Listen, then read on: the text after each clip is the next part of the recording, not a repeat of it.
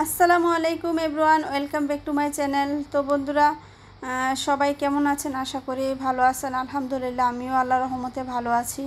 তো প্রথমে শুরুতে দেখতে পাচ্ছেন কলমি শাক নিয়ে যাচ্ছি তিথির মুরগির জন্য। তো ওরা আসলে শাক খেতে খুবই পছন্দ করে, তাই বলে সমস্ত সব কিছু শাক শাক খেতে ভালোবাসে না। তো এটা হচ্ছে তার আগে আমার বাগান থেকে যে শাকটা দিয়েছিলাম ওইটা খেয়েছে, আর কলমি শাক পছন্দ করে। আর এদিকে দেখেন আজকে ওরে অন্য খাঁচাতে নিয়ে যাব, কারণ ওরা এখানে অনেক বেশি কষ্ট হচ্ছে। এক হচ্ছে হাঁটতে পারতেছে না, দ্বিতীয় কথা হচ্ছে যেহেতু এটা অনেক উঁচুতে, তো হচ্ছে উপরে ছাদের যে গরমটা ওটা মোটামুটি একটু পায় তাপটা, তো ও সারাক্ষণ হাঁ করে শুধু শ্বাস ফালাইতে থাকে। আর মাশাল্লাহ ওর ওয়েটটা অনেক অনেক বেশি ভালো আছে আর কি, মানে 3 কেজি প্লাস হবে, প্রায় 4 কেজি ছুঁয়ে ছুঁয়ে এরকম, আলহামদুলিল্লাহ। তো ওকে ভাবছি যে বড় খাঁচা নতুন যেহেতু এনেছি ওইটার মধ্যে দিয়ে দেব। তো ওখানে এনে দেওয়াতে ও মনে হচ্ছে যে একদম শান্তির কোনো একটা জায়গাতে আসছে। এই যে দেখেন, ও প্রথমে একদম হাতগুলি নেড়ে চেড়ে কী খুশি ও। আমি ওর এই খুশিটা ফিল করতে পারতেছিলাম যে আসলে এতদিন ওই খাঁচাটার মধ্যে ও রিল্যাক্সে মানে একদম চলাফেরা করতে পারে নাই। যদিও ওই খাঁচাগুলো বড় ছিল তারপরও না। তো আসলে দেখেন এইটা যেহেতু প্রায় 4 কেজি ছুঁয়ে ছুঁয়ে 3 কেজি প্লাস এই মোরগটা সরি। তো এই মোরগটাকে আমি হচ্ছে আসলে একটু পা যেহেতু করে হাঁটতেছে, তো এটাকে আমি জবাই দিই না। আসলে এই মোরগের জাতটা অনেক বেশি ভালো। তো আমি ওর থেকে বাচ্চা পেয়েছি, ওর সাথে যে মুরগিটা ছিল এটাকে জবাই দিয়ে ফেলেছিলাম। তো এই গলাশিলা যে বাচ্চাগুলি হয়েছে এগুলি এই মোরগটারই।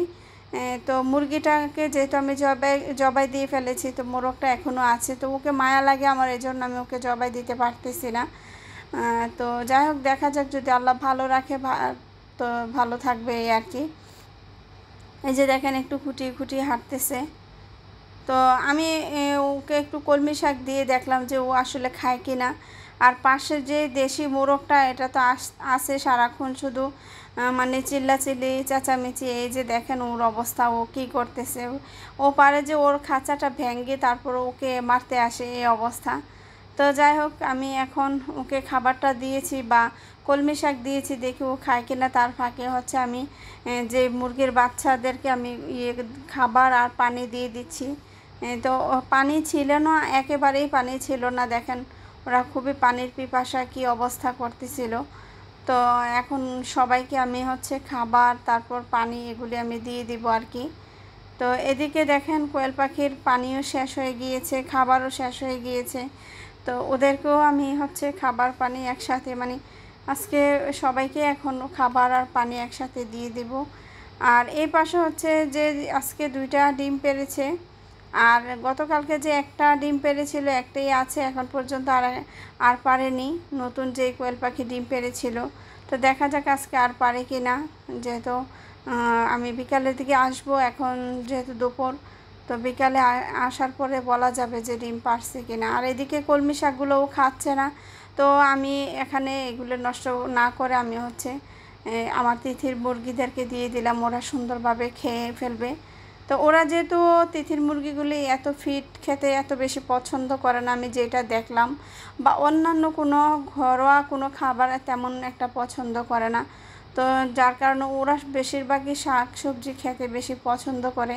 তো আমি ওদেরকে এভাবেই মানে পালার চেষ্টা করব। আর এদিকে যে গলাশিলা মুরগির বাচ্চাগুলি আছে আর সোনালি মুরগির বাচ্চাগুলো আছে, তো ওদেরকে আমি খাবার দিচ্ছি।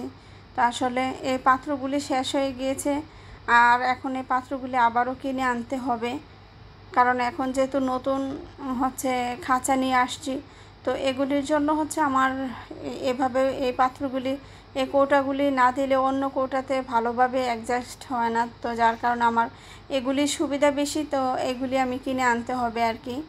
তো ইনশাল্লাহ এগুলি কিনে আনবো। আবার এই যে এই কৌটাগুলি আছে এগুলি কিনে আনবো, কারণ এটা তো 3তলা বিশিষ্ট কোয়েল পাখির খাঁচা। তো এটাতেও আমার ধরেন একটা এর মধ্যে 4 পিস বক্স দেওয়া লাগে। তো 3 খোপের জন্য আমার আনতে হবে হিসাব করে। আর এই যে এখন বড় যে মোরগটা রাখলাম, তো ওকে কিসের মধ্যে খাবার দেব বুঝতে পারতেছি না। ওইভাবে এই কৌটাগুলো কোনো ওইখানে সেট করা যাচ্ছে না। তো এখন ভাবতেছি এটার মধ্যে দেখি নিয়ে মানে কি অবস্থা। পরে হচ্ছে আমি যখন এটা নিয়ে এখানে রাখতেছিলাম ওইভাবে সেট হচ্ছে না। তারপর অনেক কষ্টে জোর করে আমি হচ্ছে এটাকে সেট করার চেষ্টা করেছি, দেখি যে না হচ্ছে না। পরে আবার এদিকে এনে দিলাম, এনে দেওয়ার পরে দেখতেছি যে মোরগটা মাথা বের করে মানে ওই যে ঝুঁটিটা লেগে যাচ্ছে, যাই খাবার খেতে লাগছে পরে বের করতে পারতেছে না ঝুঁটিটার জন্য, ওর কষ্ট হচ্ছে। তো ভাবলাম যে এটা খুলে তারপর হচ্ছে ভিতরে দিয়ে দিতে হবে। তো এখন এটাই করতেছি আমি, এটা খুলে হচ্ছে ভিতরে আমি প্রবেশ করিয়ে দেব, কারণ ভিতরে ও খেতে ওর কষ্ট হবে না, আর আমার এটা সেট করতেও কোনো সমস্যা হবে না। একটু বাইরে থাকলে সমস্যা হয় না, মানে সুবিধা হয় এটাই যে আমি অনেক সময় না আসতে পারলেও আমার মেয়েরা এসে খাবার দিয়ে যেতে পারে, ওরা ভয় পায় না। আর যদি ভিতরে দেওয়া লাগে তো ওরা একটু ভয় পায়, যার কারণে ওরা মানে দিয়ে যেতে স্বাচ্ছন্দ্য বোধ করে না আর কি। তো যার কারণে বাইরে থাকাটাই আমার কাছে বেশি ভালো লাগে। তো আজকের ভিডিওটা কেমন হলো কমেন্টের মাধ্যমে জানাবেন। তো এখানে বিদায় নিলাম, আল্লাহ হাফেজ, আসসালামু আলাইকুম।